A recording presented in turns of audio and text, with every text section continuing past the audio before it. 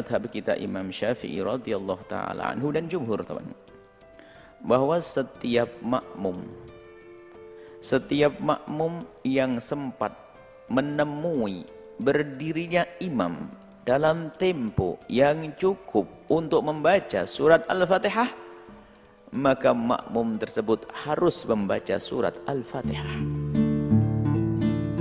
Imam berdiri, kemudian makmum Allahu Akbar, kemudian imam masih baca ayat panjang yang sekiranya kalau makmum ini ingin membaca surat Al-Fatihah cukup, maka dia wajib membaca surat Al-Fatihah.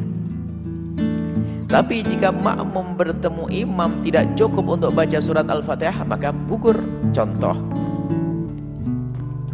baru Allahu Akbar, imam sudah membaca Fatihah, baca surat, giliran makmum Allahu Akbar, langsung makmumnya ruku, Allahu Akbar, ikut ruku. Kalau mempunyai masa yang tidak cukup untuk baca Fatihah, ya secukupnya. Misalnya Pak, imam baca qul huwallahu ahad, makmum tetap Allahu Akbar, membaca surat Al-Fatihah secukupnya. Kalau sampai Maliki Yaumiddin ruku, ya Maliki Yaumiddin ruku, selesai. Karena apa? Karena tidak cukup, maka secukupnya yang dibaca. Tapi kalau kita ikut dari awal, maka wajib baca surat Al-Fatihah. Kemudian ada pertanyaan mungkin, kalau imamnya ngebut, lah ngebutnya ngebut gimana? Kalau ngebut wajar maksudnya ngebut tapi masih tartil, Anda ketinggalan, maka Anda wajib membaca surat Al-Fatihah. Anda wajib baca surat Al-Fatihah sampai Anda ditinggal ruku, tinggal sujud, sampai sujud yang kedua, asalkan imam belum berdiri, Anda masih bisa ngikuti. Karena begitu pentingnya Fatihah. Tapi kalau ngebutnya adalah ngebut ngaco, sampai kalimat harapnya enggak, kalimat huruf Qur'annya enggak kelihatan, maka bagaimana? Anda enggak boleh ikut dia, haram hukumnya. Imam Nawawi menjelaskan, kalau ada orang baca surat Al-Fatihah ngebut, enggak karu-karuan, ngebut sampai enggak kelihatan matnya, enggak ini, ada huruf yang hilang, maka itu haram dan dosa. Jangan terawih dengan orang seperti itu. Anda seperti dapat pahala, Anda dapat dosa. Bahkan Imam Nawawi menjelaskan, bukan omongan saya, bagi waliul amri, pemerintah, kalau tahu orang seperti itu harus dihentikan dan ditakzir, dihukum, bukan dapat pahala. Dan kita haram mengikutinya, haram mengikutinya, haram main-main. Al-Quran nggak boleh satu huruf kita buang, nggak boleh. Bagi orang yang bisa baca Al-Quran dengan benar,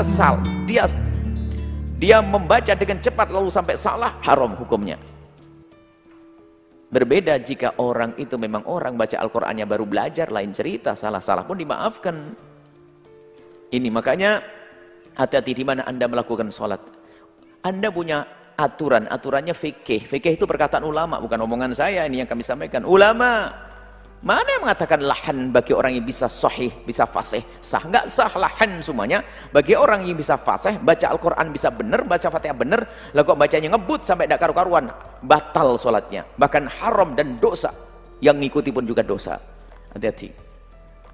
Daripada ngebut sampai tidak karu-karuan, mending suratnya pendek-pendek, mending lah.